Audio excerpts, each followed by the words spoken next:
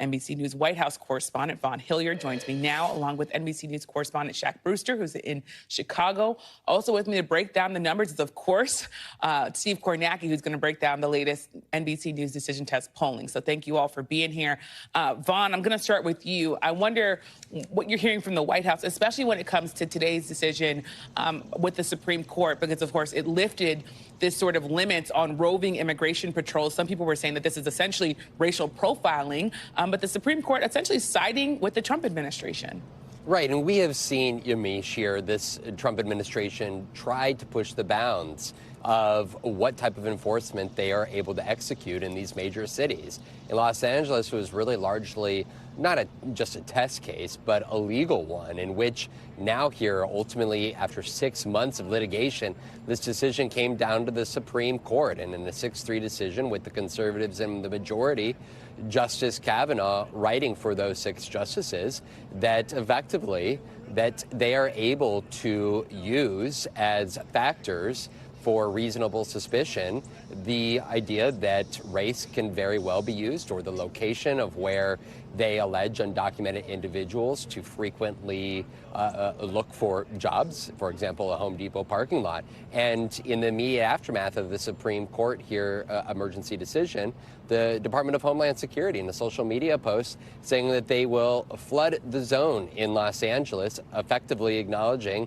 that they have been given the thumbs up to move forward with not only their immigration enforcement, but measures that a great many others, particularly in the Democratic Party, argue amounts to racial discrimination in the efforts to target and identify Latinos who they suspect of being in this country undocumented.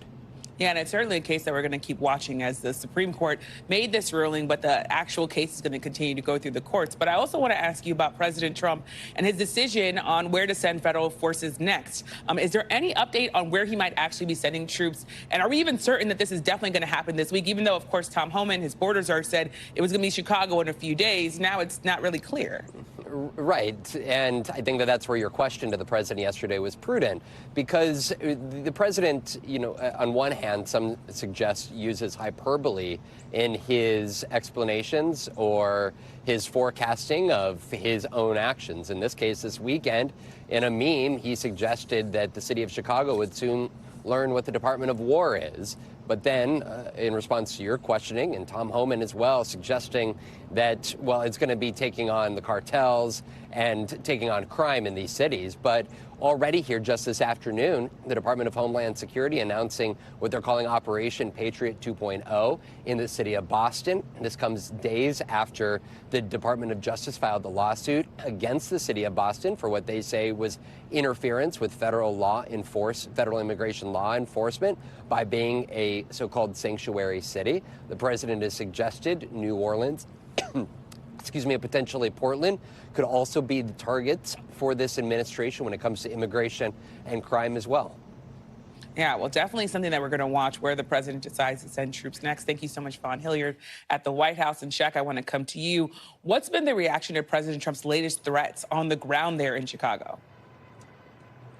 Well, you've seen very strong reaction, Yamiche, not just, by the way, to the threats, but also some of the action that folks are starting to see here on the ground. There's, of course, that announcement from DHS announcing this Operation Midway Blitz, but they also, in the past hour or so, sent out pictures of some of the individuals who they arrested over the course of the weekend, this being ICE, saying that they were arresting undocumented immigrants who had criminal records. On social media, ICE posting out a picture of one of their new vehicles in this, and you see the Chicago skyline in the backdrop. All of this is being met with real opposition on the ground. We saw it this weekend where thousands went downtown to protest. We saw it today with multiple different demonstrations. I was at one that was put together by some religious leaders across the city, pushing back on this intense the increase in immigration enforcement. I want you to listen to what one organizer told me. What's your message to the president? That we're not going anywhere. Really, that we together, Chicago, we need federal resources. That's my message. Send federal resources, not federal troops. We need the resources that were cut for community violence intervention. We need the resources that are being cut across SNAP benefits, across Medicaid, all of these things.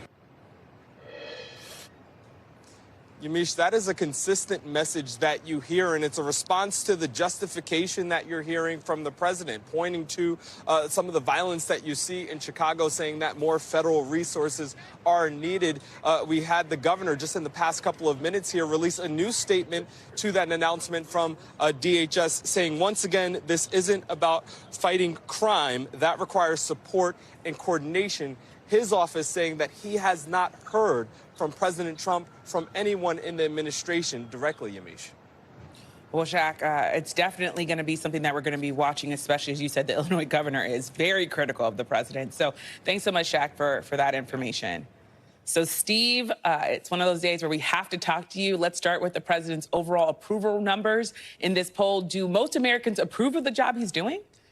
Yeah, well, you showed some of those issues a minute ago, and what that adds up to is a 43% approval rating in our new poll. This is a Decision Desk poll. Again, this is all adults here. This is voters, potential voters, so we're kind of casting a wide net, but a 43% approval rating for Trump.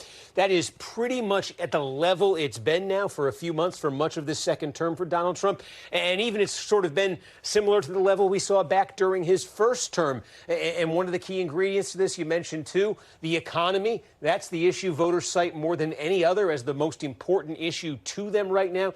And when you ask folks how Trump is doing specifically on inflation and the cost of living, again, we've seen this for a few months now. He's under 40%. He's at 39%. Some of his worst marks from voters coming on the economy and on inflation. And that is a departure from his first term when his best marks tended to come on those subjects. You talked about people, of course, thinking about inflation and the cost of living. What other important issues are Americans thinking about as most important for them, and how do they think the president's doing? He gets his best marks on border security and immigration, where he exceeds his approval rating there. We also asked this time about deportation, so not just border security and immigration, but we asked about deportations as well. His numbers fell a little bit, but he's 47% approval on border and immigration. He's 43% approval when you ask about deportations. I also want to ask you about something that the president talks about. In some ways, he was appealing directly, I think a lot of people thought, to young men. So this poll shows that there's a wide gender gap, apparently, among Gen Z Americans. How wide is that gap, and what's fueling it? Well, it's a major divide that has to do with politics, but I think takes in a lot more. That's the surprising finding in this poll for us. So let me take you through it. Gen Z, we're talking about adults under 30 years old, sort of the new rising generation here. And take a look here, just when it comes to attitudes towards Donald Trump. Again, we told you, with all voters nationally, with all Americans nationally, I should say, he's at 43% job approval.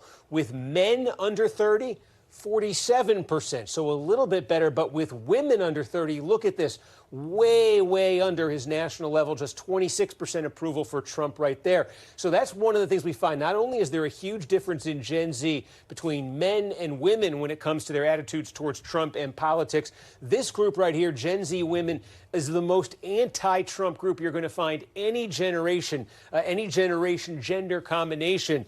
Most anti-Trump, most politically progressive, and these big differences between men and women, we saw them. Look, again, this is the rising generation, the emerging generation. We thought we'd get a portrait. We asked about some basic questions about what they think about life, about the future, about priorities. And take a look at the difference we found here when you do gender and politics. Again, this is just Gen Z here. Look at this. We gave them a whole bunch of choices here about what do you think defines success in life to you? Asking a basic question. Gen Z men under 30 who voted for Donald Trump, their number one answer was having children. That makes, in their view, more than anything else for a successful life.